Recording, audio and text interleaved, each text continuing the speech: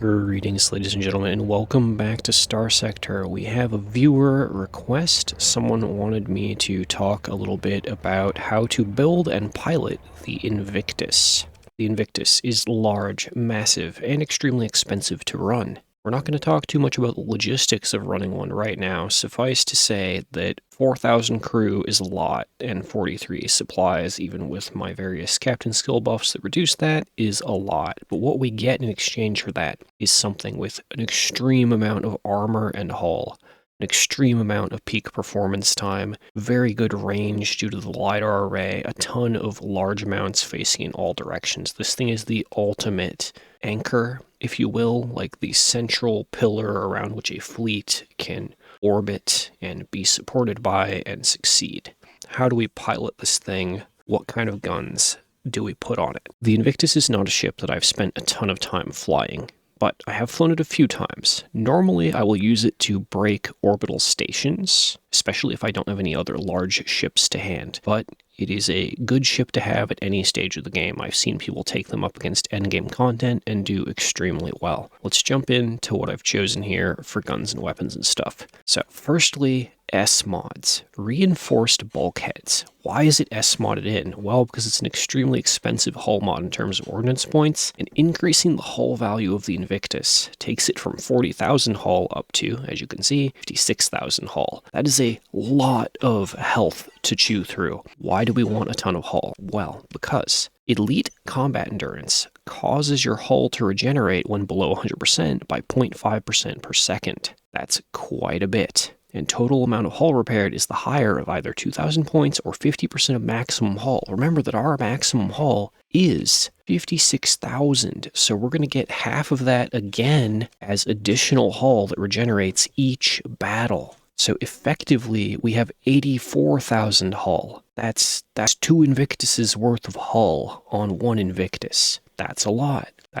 So I normally always run reinforced bulkheads, because I am here to soak damage for the team. Resistant flux conduits. As you'll see during the combat example later, the ship does build up a lot of flux firing its guns. The main thing we're running resistant conduits for is for the flux dissipation rate bonus while venting, which when you S-mod this in, that's 35%. That's quite a bit. Converted hangar. You don't need to run converted hangar. However, the Invictus has a built-in called Vast Hangar, which means that when you put converted hangar on, you get another fighter bay, and the performance of those bays matches that of a dedicated bay, not the converted bay with its normal penalties. So Vast Hangar is there as an option if you want to run fighters on your Invictus, and since I want to use this as a central anchor for the fleet and to support my fleet from long range, I do want converted hangar. I do want those fighters. You might also want the fighters to provide point defense, because this thing turns and moves like a brick, and having some fighters that you can send to harass things that are coming at you could be handy. As such, I've chosen Thunder Interceptors for their maximum engagement range of 6,000,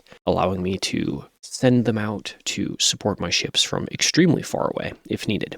There are a few other things we should talk about that are built-ins. Ablative Armor. Reduces effective armor strength for damage reduction calculations to 10% of actual value. So we actually only have 1,000 armor, which is not as much as an Onslaught or another endgame capital. But we have a lot of armor in return, so getting that armor stripped away is going to take the enemy a long time. Distributed Fire Control, one of my favorite built-in hull mods. Weapons are engineered to operate more independently. Our exposure to damage for our weapons is reduced by 50%, and the EMP damage taken by the ship is reduced by 50%, which also ties back into resistant flux conduits, reducing our EMP damage by 50%. So we're not taking a lot of EMP damage. The trade-off of distributed fire control is that usually ships that have this cannot have a targeting unit installed to increase their range. That's okay, we have LiDAR array. We'll get to that later. Lastly, heavy ballistics integration, which you may remember from the Onslaught, reduces the cost of large ballistics by 10, and this thing has a lot of large ballistic slots.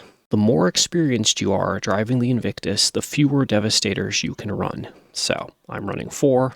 I don't have any in the rear, so I've driven it once or twice. If you're very experienced, you might replace all of your Devastators with Storm Needlers. which would give you absurd amounts of kinetic pressure as you close into range with your foes. But I haven't done that. I've chosen the Devastators. We're building something straightforward and simple that you can get started on and then fine-tune into something very niche and damaging later if you so choose. So, Devastators on the sides for point defense coverage. They also do pretty dang good damage. Frontal guns. This is where it gets kind of important. On the outer edges, we have 2 Mark 9s for shield pressure. In the center slots, we have 2 Hephaestus assault guns, which are going to be the guns that we're going to be manually aiming. The armor stripping guns are in the middle so that we can make sure that they are going to be on target. The Hephaestus assault gun has less spread overall than the Mark 9s, so putting them in the middle is ideal. It also makes it easier to have both Hephaestus assault guns fire at the same small target to stack damage if needed. In the missile slots, you don't actually need to run anything in the missile slots, but I've put in some Hydra launchers here because they have a ton of ammo. They're very good at pressuring targets. We can use them to chase down smaller ships. They also have very long range, so that's going to help. Again, the Invictus doesn't really get to chase its opponents. It has to wait for things to come to it, so having a way to deal with opponents that are retreating from us could be handy. You might run other missiles in these slots. You could run Squalls, you could run Locusts, you could run the Pylum LRM Catapult if you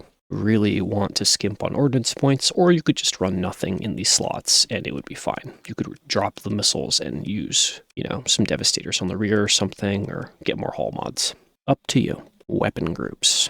So, Hydra launchers on one group, Devastators on one group. We're going to mix this around a little. There we go. So, Devastators on auto-fire. Mark 9s are going to go back here on group 3 and go on auto-fire. I like to have my missiles in slot 1. And then Hephaestus assault guns are going to go on their own group as well. You'll see why shortly. So, that's the build. Let's move on to the sample combat. Now, what I have on hand is a high-tech fleet, so that's what I'll be using. High-tech plus Invictus. It'll be fine. And let's go up against Persine League. So, deploy me a Persine League fleet, and I'll show you how this works. So, we're going to hit number 2 to select the Hephaestus assault guns. And our goal basically is to close into range with our foes. So we're also going to use some defend orders to kind of keep our ships nearby. We want our ships to be close enough that we can help them, close enough that they can help us. So find a target, such as that hammerhead right there, and then hit special ability button to activate LiDAR array. Hit F. And then fire. Well, look at that. Look at the damage go. He is dead. Good stuff. Now, we actually do have 2 special abilities. The other one is activated by right-click. So right-click for canister flak to deal with missiles. And then we're going to active vent to cool down. So that Griffin. Activate LiDAR array. Point at him. Nice. And just tear him up.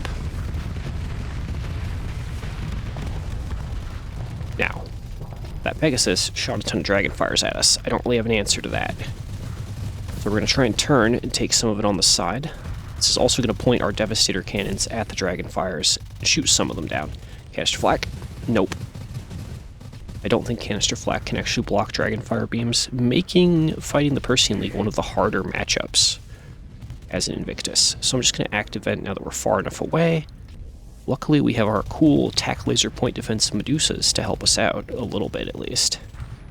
Good, shoot down those missiles. And if you play cautious like this and just kind of stay back, Persine League will run out of Dragonfires eventually. Alright, let's go ahead and spool up again with LiDAR array. Well, you'll note I'm not really closing into range. I'm not closing into normal gun range. I'm just getting close enough to use LiDAR array to hit my targets. Staying back, staying cautious. If I wanted to be aggressive, I would get in normal gun range and then use LiDAR array on a target as they retreat. But that shouldn't be necessary here. LiDAR array again. We're just going to focus on finishing off the target we started on, which is that champion. I want to shoot the Pegasus, but I probably should focus. Okay, I think that champion is backing off. So we'll point at another target. Griffins are important to take down. They have a missile auto-forge, which means basically they're never going to run out of missiles. The trade-off is they're very frail. They're a backline ship. And we can just destroy them. Okay, this champion has closed into our actual gun range, probably to try and use his high-intensity laser on us. So we're going to shoot at him. He's going to start backing up. We're going to use LiDAR array. Tear him up. Just like that.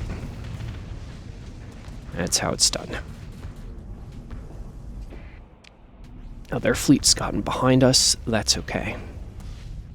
Because we're the biggest ship, we are going to focus on staring at that Pegasus. I will note the Thunder Interceptors have done a lot of dying. They might not actually be a good choice to bring, just they don't seem to be durable enough for this. Okay. Pummel that Pegasus. There we go.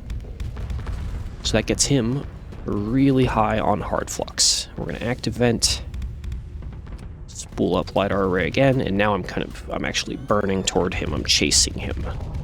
So this burst should cut into his hull. Yes. Yes, excellent. And then just push until he's in normal gun range. Now we're playing aggressively. Stick to him. We don't even need to activate LiDAR array at this stage. We're just going to fire the guns. Tear him to pieces. Canister flak. I see those missiles. There we go. Active vent. The main thing with this is you will flux out if you try and be too aggressive. If I had to do another volley on that Pegasus, it wouldn't have worked out.